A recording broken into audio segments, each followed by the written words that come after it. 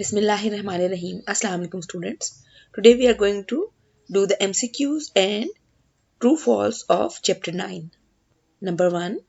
A single fixed pulley is useful because it energy increase नहीं करती, effort to lift load increase नहीं करती, directional advantage किसी हद तक है, लेकिन मेन इसका काम ये है it lessen the effort to lift load. जब पुली को यूज करते हैं तो पूरी चीज का वजन हमें नहीं उठाना पड़ता, बल्कि उसका वजन काफी सारा रोप पे होता है, तो हम कम एफर्ट से एक भारी वजन को उठा सकते हैं. So D is the correct option. Which of the following quantities is measured in units of Pascal? Pascal जो है वो प्रेशर की यूनिट है. So C is the correct option. Which of the following when placed in a container will not exert pressure on the walls of the container in which it is placed?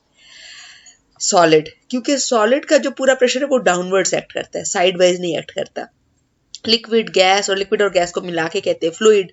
ये चीजें जो है ये किसी भी container की walls के ऊपर भी प्रेशर एक्सर्ट करती है, लेकिन सॉलिड जो है वो उसके बॉटम के ऊपर प्रेशर एक्सर्ट करता है, वॉल साइड वॉल्स पे नहीं. Number 4. Force applied per unit area gives. ये किसका फॉर्मूला है? P is equal to F over A.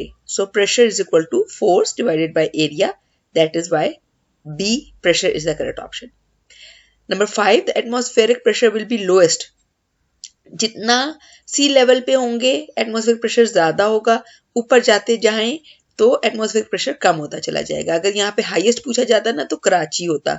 Karachi और लाहौर तकरीबन दोनों बुलंदी पे नहीं है, इनका एक जैसे ही होगा. इस्लामाबाद थोड़ा सा ऊंचा है, इन दोनों के मुकाबले में यहाँ प्रेशर कम होगा, और सबसे कम कहाँ होगा इन चार जगहों में से on the top of K2. K2 एक ऊंचा माउंटेन है, तो उसके टॉप पे अगर पहुंचेंगे तो वहां एटमॉस्फेरिक प्रेशर बहुत कम होगा इन तीनों के मुकाबले में. Number 6. Sprinkling of powder on the carrom board. आपने कैरम बोर्ड खेला है?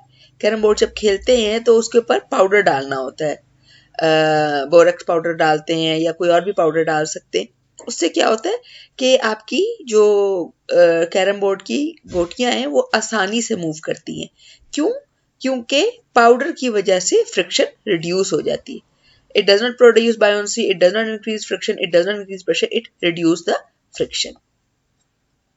Number 7. A toy floats in a bathtub.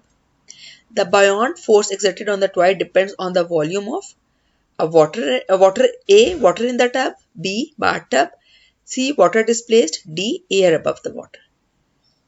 कोई भी चीज जो फ्लोट कर रही है किस वजह से कर रही है कि उसने वाटर को ज्यादा डिस्प्लेस किया, उसका वजन उसके मुकाबले में कम है. सो C is the correct option. Number 8. If a submerged object displaces an amount of liquid with a weight less than its own, when the object is released, it will sink.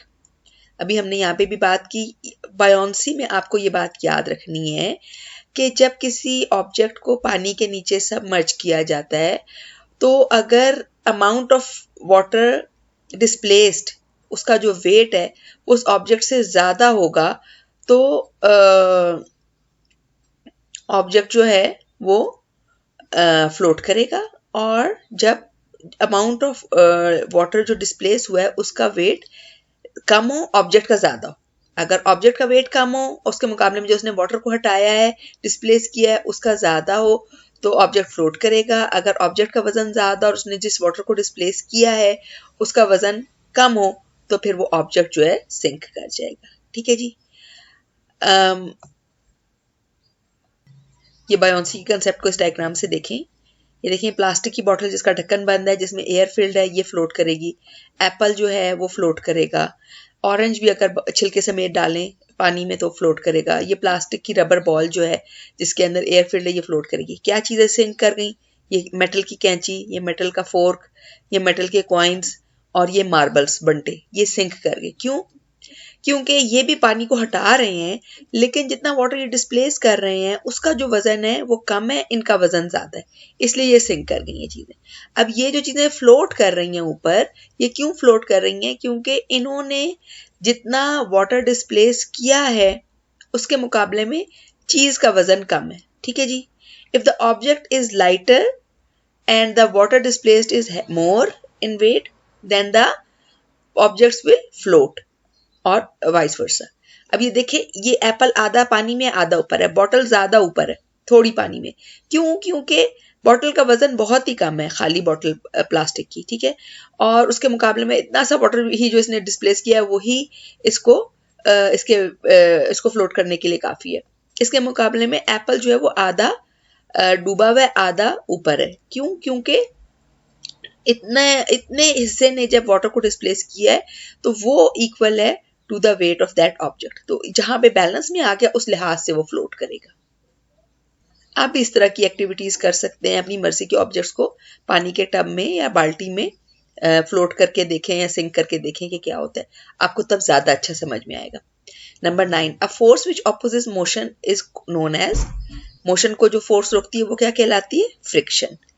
Number 10, when our teacher is writing with chalk on the blackboard, its rough surface rubs off some chalk particles which stick to the blackboard due to.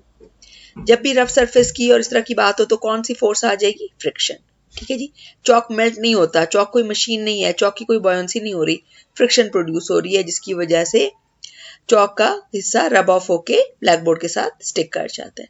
Now we come towards true false. Number 1, gears have groove wheels that hold a rope, cable और chain. Gears नहीं, ये false है, ये pulleys है। Pulleys have groove wheels that hold a rope, cable और chain. Number 2, the unit of pressure is pascal, ये true है, इसको करेक्ट करके लिखने की जरूरत नहीं है। The pressure, number 3, the pressure in a fluid decreases with depth, ये गलत है, डिक्रीज नहीं होता, प्रेशर बढ़ता है। जितनी डेप्थ में जाते जाएं उतना ही प्रेशर बढ़ता है, जितनी डेप्थ बढ़ेगी उतना प्रेशर बढ़ेगा। Heavy objects float and light objects sink, ये opposite लिखा हुआ है, light objects float and heavy objects sink. Number 5, friction can be reduced by applying certain lubricants. हाँ जी, ये बात सही है, फ्रिक्शन को रिड्यूस करने के कई तरीके हैं, इनमें से एक ये है कि लुब्रिकेंट्स को यूज किया जाए। That's all for today.